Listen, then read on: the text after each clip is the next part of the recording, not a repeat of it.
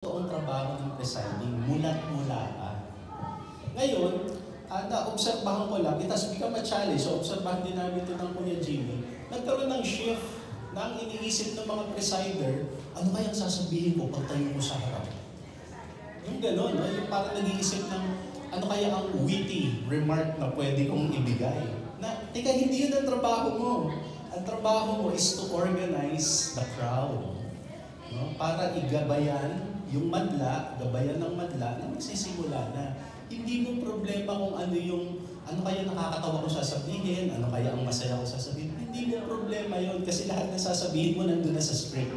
And yung mga nag-preside, di ba, kompleto na lahat dun sa script yung sasabihin niya. So, don't worry about that. Ang importante, sabi ko nga, about why do we preside? Kasi mahal natin yung mga tao, gusto natin na maayos silang makapag-worship. Ulitin ko ha, bakit tayo nagpe-preside? Kasi mahal natin yung mga tao, gusto natin na sama-sama tayo makapag-worship. Pag marami na kasi tayo, meron ng requirement na mag-organisa. Yun ang susi, yun ang mahalagang role ng presider. So don't worry about being witty. Don't worry about being witty. Don't worry about being funny. Yung how would I present myself sa harap. Don't worry about that. Don't worry about that.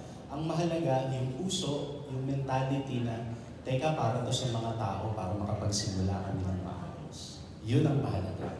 Yung mga ibang techniques, dito na papasok ang Kuya Jimmy. Okay, so sisimulan na natin yung training natin. May the Lord bless you. May this open new exciting doors for you to discover God more and more in your service. Good morning. June 18, 2023, I started my technical training at dito nanganak yun sa South Central. So hindi obvious na bias ako. Hindi obvious na special sa akin ng South Central na ngayon ay KMC. Okay? And I'm so thankful sa Lord kasi after na kinundak natin training, 3 people from that seminar nakapag-preside na dun sa PICC. No, so ganun kahusay din ang mga taga South Central. Kaya ang sarap-sarap magturo po dito. Okay, for this morning, I'll make it very quick. Sino naka-attend na sa master class last May 4? Meron po ba sa inyo? Ayun, nandun si ate. So what you will see here is a hybrid. Meron tayong bagong i-cover dito. And I'm quite sad a bit kasi mga inaasahan mong dapat na nandito, wala. I don't know for what reason. But ituloy po natin. So bakit ba may stage fright? Diba? So yan basically, pag dinefine po natin yan, it's a performance anxiety. Okay? But it is a common experience. Tama? So it's common. Walang hindi normal sa hindi kakakabahan. Because it attacks the psychological and physiological aspect of our personality when we do perform. Okay po? And of course, when we speak in front of an audience, it takes experience. It takes exposure. Pero may tanong ako sa inyo. Pag kinakausap niyo ba ang anak niyo, kinakabahan kayo? Hindi. Pag pinapagalitan niyo yung kasambahay niyo, kinakabahan kayo? Pagka magbibigay ka let's say ng instruction sa bahay, kinakabahan kayo? Why? Because yung familiarity, yun yung territory mo, correct? But when you're in this kind of setting, naiiba lang ng content.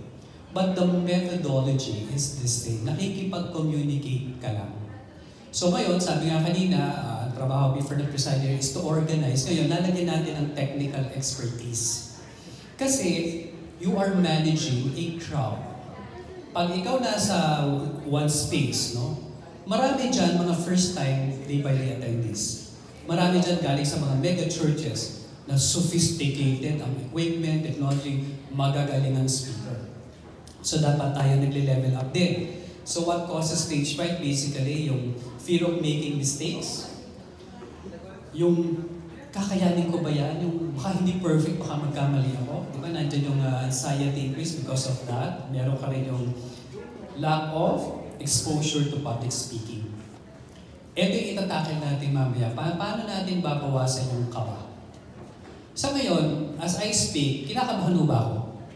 Tingin nyo. Hawakan mo kamay ko. Hawakan mo kamay ko. Malamig. Kinakabahan ako. Kaya lang, Kaya lang, nag-prepare ako ng bongga. Kahit hindi ko tingnan yung slide, kahit anong flick ko dyan, alam ko kung saan ako magpapunch, alam ko kung saan ako magbibigay ng emphasis. Because I prepared well. That is the key. Diba? Labing ng kamay ko, diba? May kaba. Okay? So, normal po yun. Next, yung adrenaline, nandiyan yung heart rate, palpitation, pinagpapawisan ka, normal yan. Ang trick dyan is, imbis sabihin mo na, I'm nervous, dahil magpe-present ako, sabihin mo sa sarili mo, I am excited. I am excited because I'm doing this for the Lord. That attitude will change everything. Pag sinabi mo, I'm excited, kaysa sa I'm nervous, dinivide mo na yung wall ng anxiety. Hinati mo na siya. Okay? So, yun po yun. Next. Siguro in the past, meron kayong experience, very bad. Hanggang ngayon, 10 years ago, nandito pa rin. So, it could create lasting fear. Ang kulang lang kasi dyan talaga, proper training. And lastly, when a performance feels particularly important, yung gusto mong mag-perfect, that increases the stress. Lalo na pagka nagpe-present ka sa main, lalo na pag ikaw magpe-pray after a message, si Pastor Edyo huli nagsalita. Ang lakas ng kaba, ang bigat-bigat ng expectation. Yun ang struggle ko before, pagka let's say ako magko-closing prayer, tapos si Pastor Edyo nagsalita, hindi ko alam kung saan ako magsisimula. And it's normal. So ito yung mga technique kung paano natin siya pababawasan. So how to manage stage fright? Basically, know your material inside out. Shift the focus, mga kapatid. Kahit kayo po ay Bible study teacher o kung anong ministry nyo, focus on the message you're delivering, not on yourself. Ulitin ko, sa kayo magpo-focus? Sa message na i-deliver nyo, sa task na ibibigay nyo, not on yourself. Kasi pagka iniisip nyo, paano ba ako mag-perform, napunta sa inyo yung focus. E minsan dyan, sinama mo yung nililigawan mo, gusto mo magpa-impress, hala. Diba? Kaya kung ano-ano yung nasasabi mo ngayon, because your tendency is to show off, hindi po ganun sa presiding. And of course, start small, begin with low-stakes setting, practicing yung mic. I attended this 2-day conference on a high-impact public presentation. Meron akong kasamang branch manager pag nagsalita ito. So, ganito po yung yung mic ang likod. Diba? So, nagpe-present siya ganyan yung mic. Siguro yung kaba. Diba? So, yan po yung mga pwede naman natin i-manage. So, gradually build your confidence and exposure. Okay? Bigyan ko lang doon ng maikli. There is this difference between just reading and speech reading. Sa standard ng day by day, lalo na sa main worship, dapat speech reading.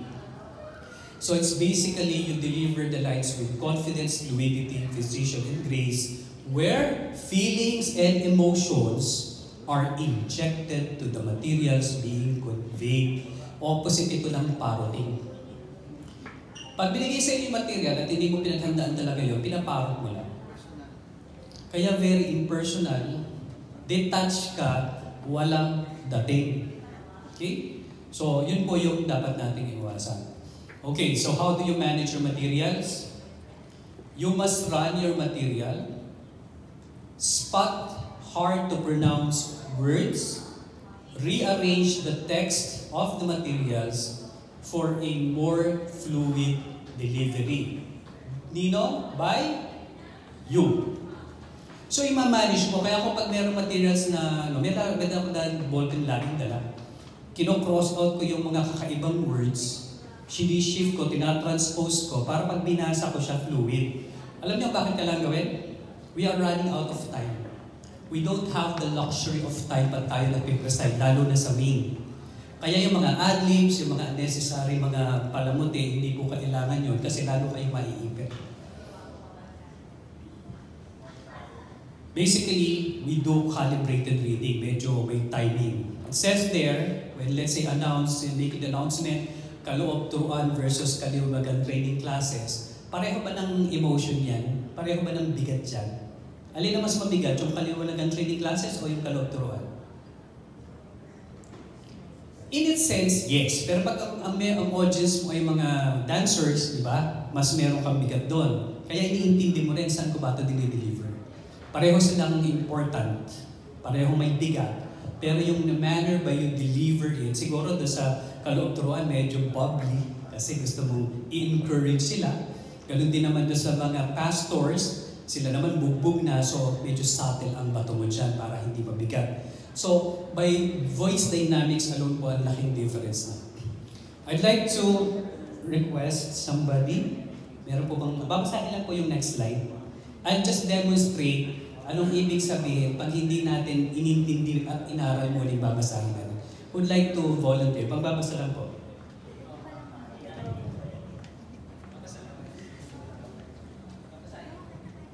Kunyari, nag-a-announce na si Ate Christine. Jesusness in action. Ito po ay gagawin kung saan mamimigay po tayo ng mga pagkain sa mga nangangailangan upang maipadama sa kanila ang pag-ibig ng Panginoon. Sa mga gustong makibahagi o magbigay tulong sa gawain ito, maaari lamang po na makipagbigay alam kay Kuya Juan de la Cruz. Kaloob Ministry. Sa mga interesado po na makibahagi sa ating Kaloob Ministry, simula po ng month of June, magkakaroon po tayo ng face-to-face training na gaganapin sa ating day-by-day center sa Calhoun, Makati. Para sa mga dagdag na details, maaari po tayong makipag-ugnayan kay Kuya Manolet Concepcion. Thank you. Diba? Parang announcer sa video. Meron bang material defect? Meron. Did that cause delay in the delivery? Diba? Medyo parang natigilan ka eh. Yung 1-2 seconds na nag-pause ka, it affects the crowd. Again, 3-5 seconds mamaya then nawala ni attention. That is why it's very important na very precise po tayo. So ano yung ibig sabihin natin pag sinabi natin rearrange the text? So nung nirun ko siya, nakita ko like yung makibigay ka alam. So doon pa lang ikaw cross out ko na yan, ako yung presider, susulatan ko na yan upang makipagbigay alam o ano. So aayusin niyo na po yun. So minsan talaga mayroong material defect, it's your duty to arrange it. And then dito sa Kaloob Ministry, dito sa portion na to, pag kayo yung mag-handle ng first and second presiding, same message or same announcement, pwede mong bigyan ng a little bit twist, di ba? Meron kong Kaloob Ministry, may day-by-day center sa Calhoun. Pwede kayong magsimula kahit alin doon. Pwedeng June muna. Alam niyo po ba na sa buwan ng Hunyo, magsisimula ang ating face-to-face training na pangungunahan po ni Kuya Randy Concepcion o kaya ni Kuya Manolet Concepcion. Ito po ay gagawin every Sunday po, face-to-face dito po sa KMC Ayala. O next month preside, pwede ka namang magsimula sa Kaloob Ministry. Ang ating pong Kaloob Ministry ay magbibigay po ng training face-to-face na magsisimula po sa June 2025. Dito po yan sa KMC Ayala at kung kayo interesado, punta lang natin si Kuya Randy Concepcion. So it's up to you. It's you when you deliver the slides, when you deliver your notes, kung kayo nagtuturo ng Bible study. Diba minsan, batch 1, batch 2, iisa yung material, iba-ibang crowd. Para ikaw hindi ka rin nauumay, pwede mong i-apply yun. You arrange it, you inject your own artistry. Okay? So, punta tayo na sa technical preparation, how to refine your presiding skill, center standard. Okay? Bakit po? Nabanggit ko doon sa ating GC, the last worship that we had, May 4, yung tatlong presider doon, lahat first time. First time, Sabado ng hapon, alauna, nagtatawagan sa akin. Sabi ni Kuya Allen, tawagan daw kita. Bakit? Magpipreside ako bukas. Pang ilang beses yun na po yan, first time. First time, space ka agad. Diba? Napakabigat na task at sa awa ng Panginoon, naitawid nila. Pero we spent about 30 minutes, no? So, paano natin gagawin yan? Critical is your intro greetings. How to do it? Simple lang po. First, know the anchor verse of the message. Get in touch with your multimedia. Ano ang message ni Pastor? At least the title itself will give you the hint kung ano gagawin. Example, ang message is about healing. Di ba? Ang verse is Matthew 8:3. It's either you find your verse related to the message or get a verse in the message at yun ang gawin mo, still, yun ang opening mo. How do you do that? So, illustrate the significance of the verse. By the way, I sent this slide dahil kayo ay KMC na, no? South Central. Huwag na kayo magsulat o mag-picture-picture, papadala ko na lang po ito, ha? Okay? So, illustrate the significance of the verse. Since yung verse is talking about cleaning, healing, or what, yung intro mo dapat naka-anchor doon. Ang sabi ni Pastor Ed, dapat walang distraction. Lahat ng ibubukan ng bibig natin, ushering people to the message. Because this specific time is for worship. Kaya dapat ang lahat ng gesture, words, ay tumuturo, nagdadala dun sa ating mga audience patungo sa understanding ng message. So, how can we do this? You could do that with a simple one sentence lang. So, kung ang verse is about be clean, pwede mo sabihin as an intro, wala yatang tao na hindi nasadlak sa mga sarili nating karumihan. Agree? Salamat na lang may mga pagaya natin na pwede nating malapitan upang maging malinis. Salamat at may Jesus sa buhay ng bawat isa. Isang magandang bago po sa inyong lahat and welcome po sa ating pagtitipon, bla bla bla bla. Naitawid mo ba yung intro speed in one sentence? Hindi siya distracting, di ba? Hindi siya nakakalito. We avoid talking about our past experience, ano yung ginawa ko last week, yung mga ganon. Diba? Lahat yan nakatuon sa message. So, ang golden rule, mga kapatid, after the message is, ano sabi? Don't preach. Reciter should not preach. Don't parrot the just concluded message. Stick to the presider's binder. Sabi nga ni Kuya John kanina. Ha? Ang dami mong mga kakababalaghan. Meron dyan sa, tago na lang natin sa isang city, sa Valenzuela, nakakatakot na daw yung ginagawa ng presider. Diba? Kung ano ng mga antics. At kung mapapansin nyo, sa susunod na slide in a couple of minutes, makikita nyo mismo si Pastor Ed ang nagbigay ng mga comment. Bakit? Sino ang kauna-unahang critic ng presider? Tingin nyo sino? Pastor Ed. Bakit? Nakamonitor siya lalo na sa one space. Pag tayo ng presider, meron siyang sariling monitor doon. And Pastor Ed takes note of the wrongdoings. Nung araw, ako nagsisimula lagi sa sabi, ba't mo ginawa yan? Ba't mo sinabi yan? Laging ganun. Kaya yung 23 years ng pagpe-preside ko, eto yun. Yung material natin yan, yung original na, sinabi ko kay Pastor Ed. So, Hooper, wala naman siyang kinomit, wala naman kinausaw. So, we strive for, kumbaga, yung purest lang, kung ano lang yung dapat nandiyan. So, when we do, let's say, offertory prayer, closing prayer, we highlight the empowerment that can come from God. Lagi. Okay? O, post-message naman tayo. Tapos na yung message, pasok si presider. Ang verse natin is Matthew 8. O paano ang post-message natin, yung interlude natin. It could also be in one sentence. Okay? So pagkatapos nung, let's say, Pastor John, pasok ka si presider, operehin ng Panginoon sa napapanahon na paalala.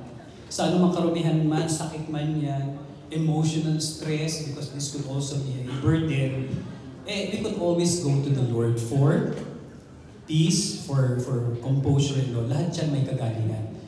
Pasok ka na sa message kagad. So, the interlude could also be one sentence lang, or then immediately go to the announcement proper. That eliminates many mistakes. Ano naman ang sa offertory? Diba? Kunyari, na-assign tayo dyan, mga offertory prayer natin, intercessor. O since about winning, huwag mo nang i-mirror ulit. Huwag mo na i-mirror yung message. Kasi pwedeng nadala ka, uulitin mo ulit. Focus na ngayon, ano ba purpose ng offertory? And that is to give glory to the Lord through the offering. So, ang prayer mo would be, ito na po. Thank you once again, Father, for we recognize you as the giver of our blessing. And this gives us the opportunity to honor you with our offering that comes from our heart.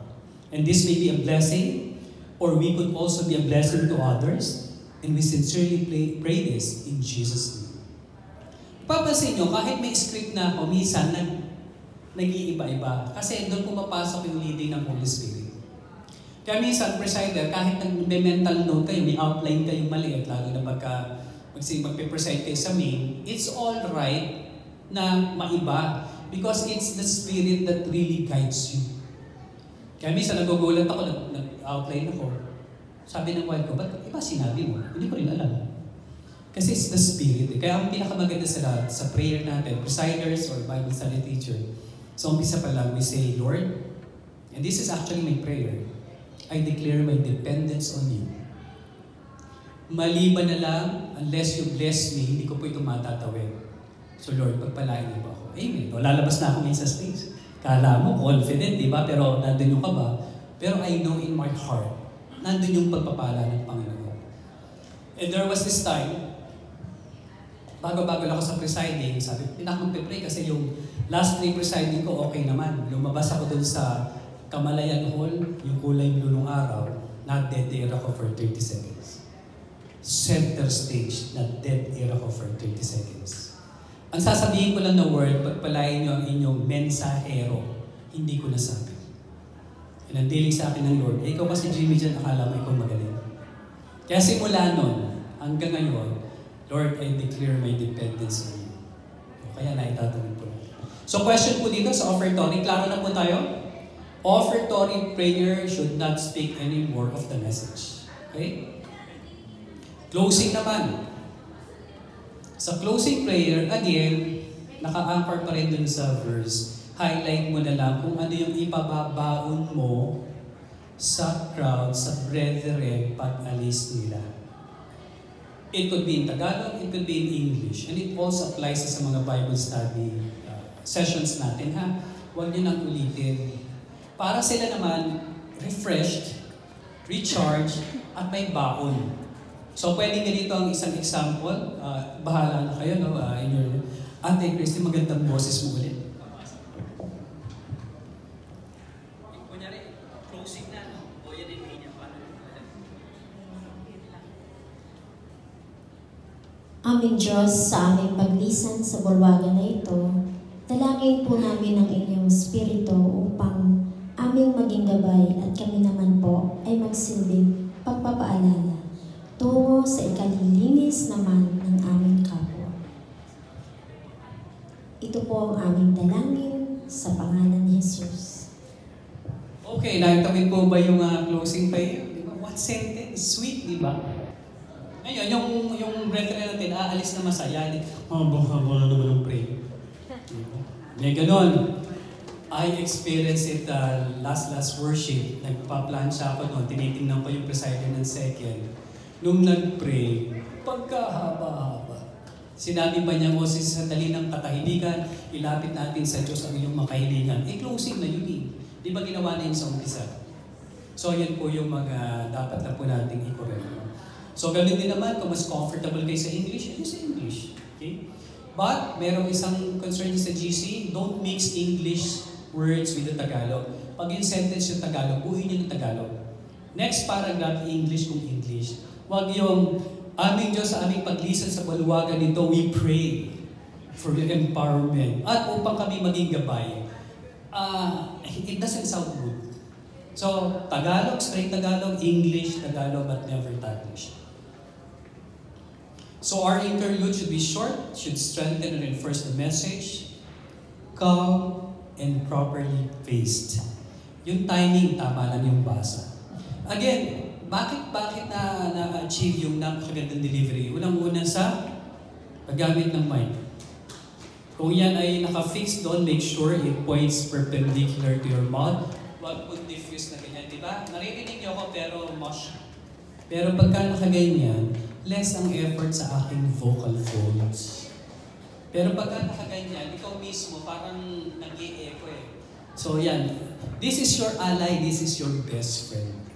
Okay, so kailangan pala ang posisyon ng mic. Kaya sinasabi ko, pagdating nyo dyan, if you arrive a little bit earlier, i-manipulate mo na yung pulpit, ayusin mo na yung mic. Okay? Ito pa, tigilan na daw yung ka-ask for applause, palakpakan natin ng Panginoon, di ba? And ano yung kuya?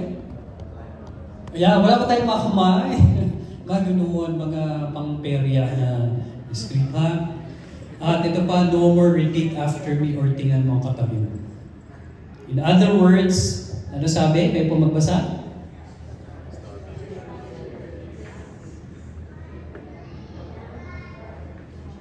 Hindi daw kailangan ng mga cheerleading antics o mga cheap gases na antics. Sino nagsabi niyan? Pastor Ed. Okay? So, balikan lang natin bigla how does one compose the prayer depending on the occasion. We begin with the anchor verse, connect with the Holy Spirit, choose 1 to 2 elements from the list of summary, and limit lang yung prayer to 2 to 3 sentences. Ito, familiar na kayo dito. So, depende po dun sa message, pili lang kayo na isa o dalawa. Give me a word po. Word, love. Panginoon, ang inyong pag-ibig ang nagbubuklod sa amin at ito nagbibigay sa amin ng kakayahan upang makalapit sa amin kami sa inyong presensya. Pagpalain niyo po ang aming pananambahan dito. Ito po ang aming dalangin sa pangalan po ng Panginoong Yesus. Amen. Ang inyong pong pagpapagaling sa amin ay nagbibigay sa amin ng kakayahan upang bumangon, tumayo muli sa kahit anong hamon namin sa buhay. Thank you, Lord, for being the God of healing. I-bless niyo po ang aming worship nito in Jesus' mighty name we pray. Peace. Ang kapayapaan niyo, Diyos sa aming Ama, ang nagbibigay sa amin sa kasigurahan na kahit anong kakaharapin namin sa buhay, mailalakad, maitatawid po namin ito na may kaayusan dahil kayo po ang nagbibigay sa amin ng gabay. Ito po ang aming dalangin sa pangalan po ng Panginoon Jesus. Naitawid po yung prayer. So, dig into your soul, into your spirit, alam mo yung message, normally, kaya mas nagiging effective prayer, nanggagaling sa iyong puso. Search in your heart, paano ba ako kinatagpo ng Panginoon sa linggong ito? Yun ngayon ang ibigay mong prayer. Most often than not, the leading of the Spirit will flow through that prayer because yun ang hiningi mo sa Kanya. Lord, paano mo ako na-bless? Kaya, yung sinasabi ni Pastor John kanina, hindi mo kailangan isipin kung ano-ano, hindi mo kailangan mag-compose ng mga elaborate, make it simple, make it direct, and basically, yun po ang kailangan. So, screenshot, yan ang gawin mo, ano bang ipag-pray ko ngayon, search in your heart, ask the leading of the Holy Spirit, I promise you, 1 to 2 sentences, kahit nandito tayo sa TMC, kahit nandito tayo sa one space, maitatawid mo yan, at mas sweet pa. Okay po? How to make an intro prayer? Last slide na po natin dito. Kung yan yung let's say na verse mo, dun sa intro prayer, magsulat ka rito, ano yung sasabihin ko. At least yung guide lang. May clear lang yan. So, pwedeng makita mo dyan, di ba, pinula ko, weary and burdened and rest. Lord, sa pananambahan po namin ito, inaasahan po namin ang inyong pagbibigay sa aming puso ng kakayahan upang humimlay sa inyong presensya. To experience, O God, rest for all of those, we, the weary, the burdened, and we are expectant that we will receive your ministration. In Jesus' mighty name we pray. So, hindi na po tayo lumayo. Hindi na tayo lumayo. Now, I tell you mga kapatid, ito lang maliit lang na yan. Maitatawid niyo ba? The answer is, yes, nasa sa iyo yun, but with constant practice. Okay po? Review na lang natin. So when you do the presiding, dapat varying speed, varying volume. Reading dynamics is kung ano yung emotion ng written text, yun na ang sasabihin mo. Making eye contact is very important. Whether you are presiding sa big hall, meron kang audience sa harap. So ang ginagawa ko dyan is I memorize the last few words and I deliver it to the person. At kaya nga po sa pananambahan po natin, sa susunod po, sa June 15, magkita-kita po tayo. sa One Space Ayala. Yan, nakatingin ako, specific. Kasi pagka gano'n, huwag kayong gawin ito. Sa susunod po natin na pananambahan, magkita-kita po tayo sa June. Nasaan ako nakatingin? Sa wall, sa ceiling. Disconnected na kayong kagad. And now, ito ang trick. Sa main kasi may camera kayo sa harap. Make sure your eye level is sa camera at sa baba. Laging ganun. Because when you look at the camera, naka-flash kayo sa screen. So minsan, a great deal of time, you talk to the camera, your flash on the screen, kita na kayo ng lahat. At nung last na worship, merong presider, sa ceiling nakatingin, kitang-kita sa camera, talaga nakaganito siya. Yun. So, pero tinarek ko siya, sinabihan ko siya right after. Kasi nandun ako. Diba? So, tingnan niyo yung camera, tingnan niyo yung crowd, kahit yung nasa dulo, I'm looking at one, diba? I'm communicating with Joe, kay ate na naka-pink. Laser yan, nagtaas ng kamay. Kahit yung naka-green doon, I could zero in you. That's the way to communicate, and that makes you an interesting speaker.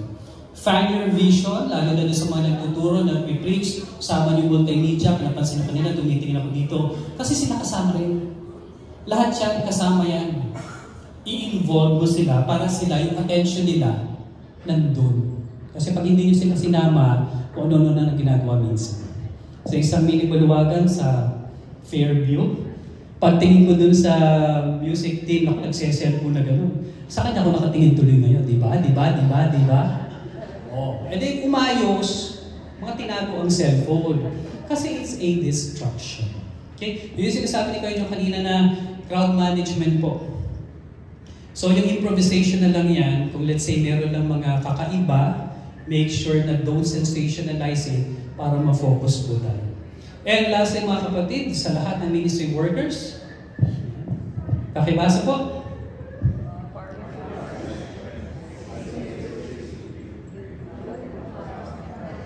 Yeah, we could only rely to our God. Huwag tayong kabahan. What's important is i-volunteer natin yung sarili natin. Gusto ko nga i-try mag-preside. Pero pwede muna sa prayer muna ako doon sa pagkain. O sa susunod Sunday, dito na ako. Pwede bang ako mag-lead ng prayer doon sa worship team pagka magsisimula na sila? Third Sunday mo, ay, pwede ba ako mag-preside na unti-unti, gradually. At ito mga ating mahuhusay na presider, I could recommend you na pwede na kayo doon sa One Space. Yung nakadilaw po na yun, tsaka naka-green. I've seen how you presided, talagang pwede na po tayo doon sa main hall. Hindi, no joke. I will not recommend unless nakita ko na kaya na. Okay po? And lastly, our mandate is we are the voice of the one calling in the desert, make straight way for the Lord. Presiders and all ministry workers, we are that voice. Okay po? That ends my short presentation. Pray ng Panginoon. And kung may question po kayo,